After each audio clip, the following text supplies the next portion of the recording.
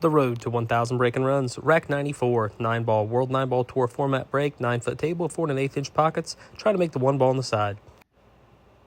Here comes the break. I did make the 1 ball on the side, but I did not have good enough draw on the cue ball. The cue ball came around 3 rails all the way down here, down table. It did not go back and forth through the pack as intended.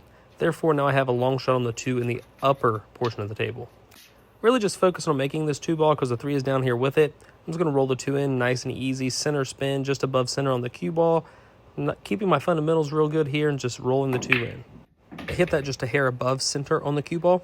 I hit it with a little bit of speed, therefore I didn't have to worry about a drift or anything crazy happening. But now I have a good shot here on the 3 ball. The 4 is in the upper right portion of the table. I have a natural 1, 2, 3 rail position shot here to get to the 4. I'm going to play the window between the 6 and the 7. That's the green and the maroon. You see where I just put my hand on the table right there? Ideally, I'm going to hit low left on this cue ball, somewhere around 7 o'clock. I'm going to drag it a little bit toward the bottom right corner pocket, go 1, 2, 3 rails, trying to hit right there on the 3rd diamond, in between the 3rd and the 2nd diamond, and playing the window between the 6 and the 7 to play position on the 4. If you guys would reach up and hit that like button, it only takes a second. I greatly appreciate it. Thank you. Shooting the 4 ball here, just going to roll it in.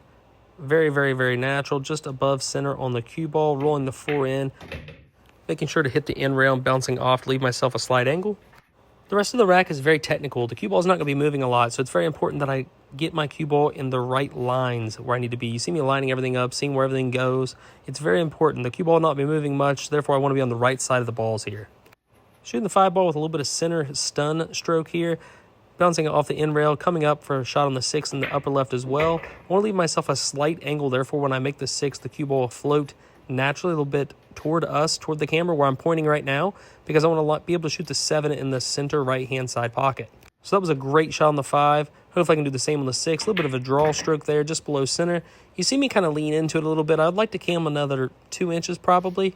Now when I shoot the 7, the cue ball is going to want to go down table here where we are. The only option to keep it from doing that is to draw the cue ball to the left long rail, then back out. Also, this will eliminate any drift or any inconsistency, such as a roll-off on any of the tables you play on. Shooting the 7, you got to hit nice and center pocket here. These side pockets are tight.